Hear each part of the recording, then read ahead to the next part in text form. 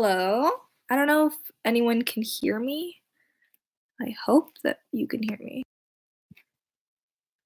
All right. I'm gonna assume that everyone can see and hear me. I'm North. Hi, if you've never met me or seen me before, that's me. Hi. And today we're gonna talk about improvisation.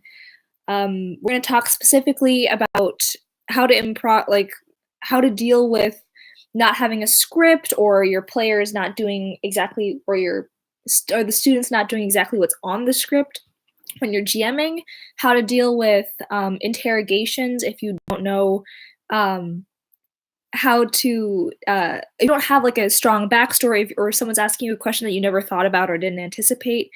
And then we're also going to talk about improvisation kind of more broadly and how it can be really useful for camp and dealing with situations outside of camp. All right, so we'll talk about GMing first.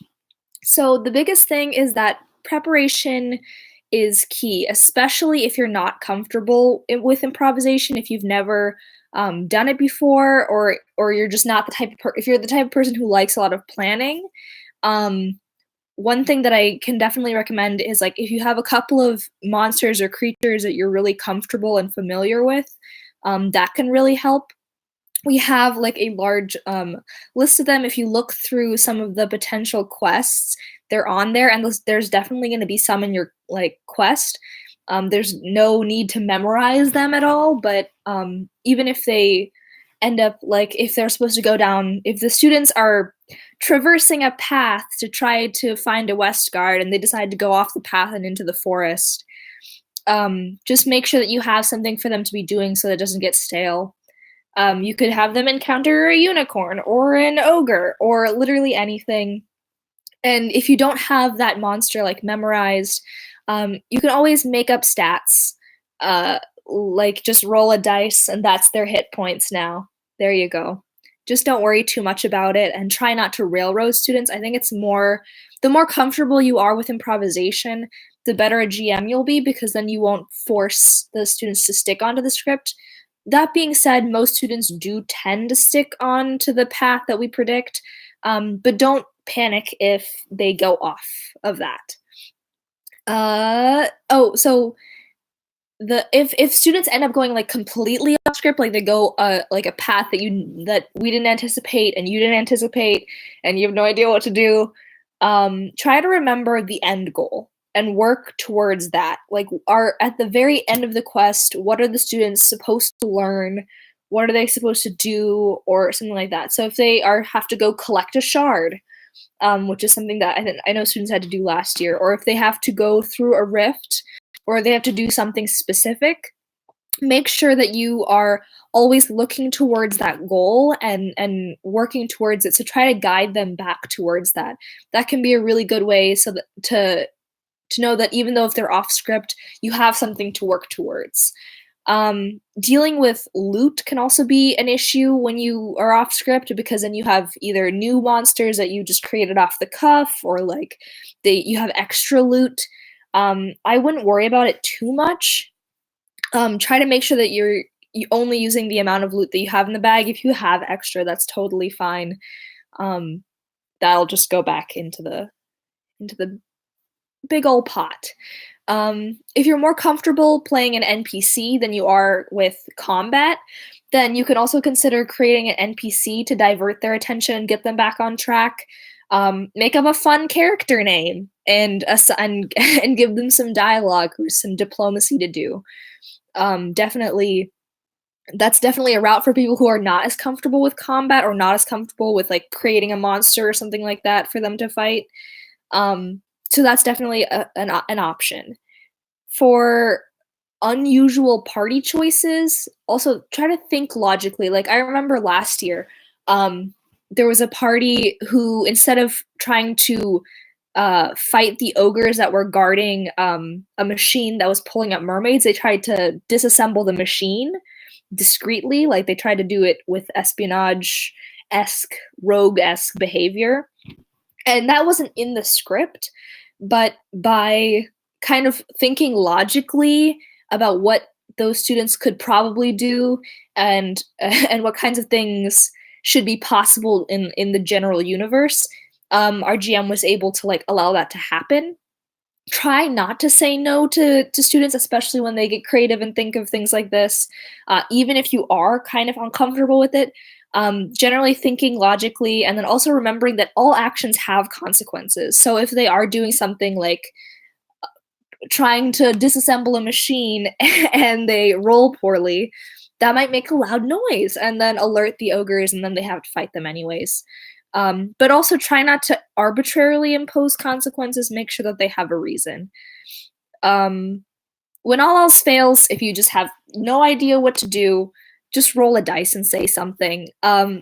Pretend like you're thinking about it and come up with something. It's a true trick of the trade. A little GM secret. If you have no idea what's happening, just roll a dice, think pensively, and roll your dice, and that number now means something that you get to make up, because ultimately you're the one telling the story, and keeping them engaged. So if you need something to happen, don't be afraid to do something like that. All right, does anyone have any questions about that? Otherwise, I'm going to move on to interrogations. I don't see anything in the chat, so I'm gonna keep going. All right, so with interrogations, this is a lot more difficult, especially because you're never gonna have a script for interrogations. You can definitely prepare for interrogations, and the biggest way to do that is to think about what questions students might ask you, and that you can do that by looking at what the mystery is going to be and what clues they'll be getting, which is all available to staff. So, and that's definitely worth doing. Like, I would definitely take the time to go look at that, because it'll help you decide where your character is going to fit into it, and also what kinds of questions students will be asking and who they'll be asking questions. So other big things that help with interrogations is having a couple of key character traits that you know for sure, about your character. What do they, or like especially motivates your character? Want? What are you working toward? How did you get to Trefoil? Good one. I think that's one that students tend to like hear about, is backstory. And ask you something, be prepared for anticipating. It's worth it to come back with solid, like, basic truths about your character, and use those to try to answer the question within context. So that way you're not going completely out of character, just by accident. What else? If you truly can't think of anything to say something vague and mysterious, because that will give you time to think about it, and also, it'll also probably intrigue. Mysterious and vague is a nice way to avoid it for a short period of time. But do notice that if you are mysterious and vague, they will definitely keep asking you about it. Another way is to purposefully guide. I think my connection's good. Oh, I didn't even see this. Can you guys hear / see me still? I'm gonna wait for confirmation from the chat before I continue.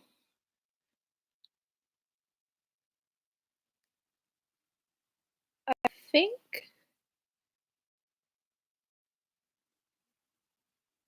Great. Okay. Sorry. Yeah. So another really good way to deal with interrogations is to purposefully drop hints in the direction that you want people to be asking questions about your character. Lucille last year did a really good job with this. I don't know if you were at summer session last year. I'm not going to assume you were, but Lucille did a really good job with this by purposefully being mysterious about specific things and not about other things, so that students latch on, they're observant to what you're being suspicious about, and so they'll probably ask more questions about those things. So by choosing what hints you want to drop, you can prepare for those kinds of questions. But even then, if they might still ask questions that you weren't prepared for, that you didn't think about at all, that have nothing to do with your backstory, and in that case, just feel free to make something up. Yeah, like think about those those key character traits and make something up. It's not too big of a deal. To make sure that you're not making something up that contradicts with the mystery or the universe, definitely stay updated on the mystery. That's really important. Have some sort of backstory that it doesn't have to be super fleshed out, but I think it's important to have at least bare bones of the backstory. And also make sure that you know the basics of the world, and like especially if you are a creature or you are like non-human species, make sure that you have read the like background for that and you know kind of the limits and bounds and universe regarding that. That's definitely worth your time. I don't think it'll take too long also. And now for general improvisation, which I think is actually the most important thing that we're talking about today. Let's see. So the thing about camp is we put a lot of work into preparation, and we want things to go the way that we plan them, because we worked really hard for those things. But a lot of the time, or maybe not a lot of the time, but definitely often enough that it's an issue, things don't go according to plan. And that might be something really small, or it could be something really big. I was talking to Ryan recently, and she was telling me about a time where she had to cover for one professor's classes without a lesson plan, just had all the materials and had to make something up on the fly with all the students there, which is really fun. But sometimes things like that happen. Like you might be out and about leading a questing group, but then you have to come inside for rain, or you have to improv for someone's class, or you have to help go get something, or you have to fix something with limited materials. All of that is kind of just, it's rolling with the punches, but also it's a form of improvisation. And I just have a couple of like tips and like steps that you can undergo if you're facing a situation like that and you don't know what to do. First things first, stay calm.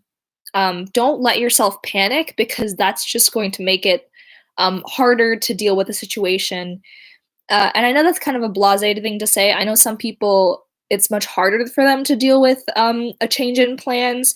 If you are more prone to anxiety and things like that, it could be a trigger. And I think being conscious of that and giving yourself time and being conscious of your mental state is really important. And in that case, also like asking for help is also really important. So number 2, so after you take a deep breath, get yourself chilled out, consider your options and your responsibilities. What is your job in this situation? Who is helping you in this situation? And ultimately, what is the end goal? Keeping the end goal in mind is really, really important. I mentioned it before with GMing, but it's very applicable to all situations. Making sure that you know what you're working towards, whether it be, oh, I need to keep the campers/students entertained for an hour, or I need to get them to finish this quest, or I need to make sure that we have some materials for something even though the materials never showed up. Things like that. Making sure you know exactly what you need to be doing can be a really good way to help spark that creativity and that thought process into like what you can do about it. Without the clarity of what your end goal is, it can be really hard to deal with a changing situation. So just always kind of keeping in mind what you're working towards is a really good way to keep grounded. Evaluate the resources that you have available to you. You might have more resources than you're aware, but also knowing what limitations you have is also important. So knowing what you have and what you don't have, and using that to in your creativity to deal with the situation. And then get creative and ask for help. Definitely, we're all on a team, and like no matter when you are or what you're dealing with, there's going to be people around that can bounce ideas off of and ask for help. And don't be afraid to do that. Like, you don't have to deal with everything alone. You don't have to deal with changes alone, but you will have to deal with change. And so being able to ask for help and reach out and be creative in these situations is really important for being successful at camp. And I think practicing that is really important. Some people are really good at improvisation and some people aren't. And in that way, it's somewhat of a talent, but it's also a skill, in that you can practice it and get better at it the more and more you try and you learn and you do different things to improve. Even if you're not naturally gifted at improvisation or like talking off the cuff or dealing with changes in plan, even if you are a very organized person who likes plans, you can still deal with changes in plan or deal with things not going according to plan in a healthy, efficient way, because you can still because it's ultimately like a skill that you can improve and practice. And hopefully, some of these tips were helpful for doing that, helping you improve your improvisation skills. Any last minute questions? Otherwise, I think I've given my spiel.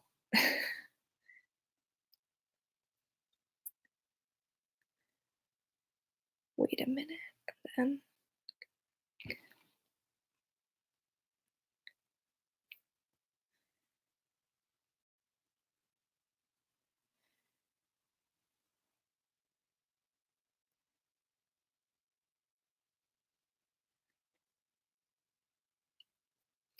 Alrighty. Oh, wait. How to work skits. Ooh. Could you expand on that, actually? Oh, for like a skit? If there's no script at all? Hmm. I'm trying to. So generally, if we're running a skit, there will, even if there's not like a dialogue for dialogue script, there'll probably be kind of a like what needs to happen type of thing. And that's more of like a role play thing. So like getting into character and knowing what needs to happen at the end of the scene. And as long as you're not doing it by yourself, talking with the other person beforehand is a really good way to like plan out your steps, even if there isn't a concrete script. This is definitely something that you can practice doing if you want to ever try like traditional acting improv. There's definitely a good way to like to hone your acting skills in that format. Like give yourself a scenario and like make up a character and dialogue for that. It's kind of a fun way to build that skill. But I can't imagine that we do a lot of skits that don't have scripts. I don't think that'll be particularly a thing that will happen often at camp. As for like not having a script for like a quest, like sometimes if you want to ever like run an impromptu like side quest, let's say that you're all stuck inside with your year group, in the because it's raining or something like that. If you want to run an impromptu like house quest or something like that, I think the more if you're a reader or someone who watches movies and TV, knowing a general plot structure is really helpful. Like beginning, middle, end, obviously. So there's like a rising action. So knowing like something has to happen in the beginning, there has to be something in the middle and something at the end for them to do. So if you're running a side quest, something like that, or if you're doing a skit, generally you'll know.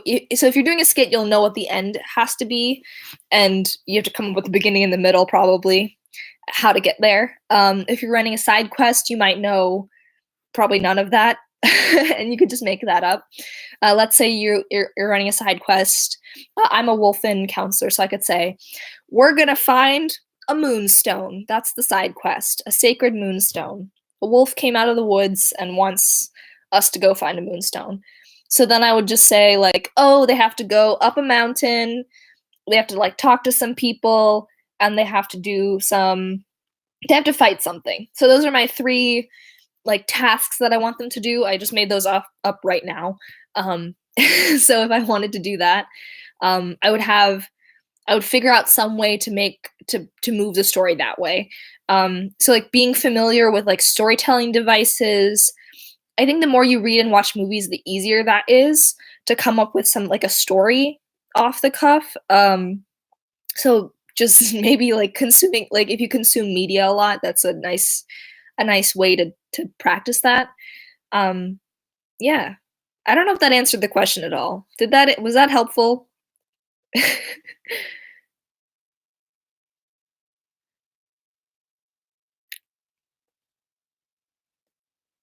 Great. Okay, I'm glad. Sorry. Is that all? I don't know. Do you have any other questions?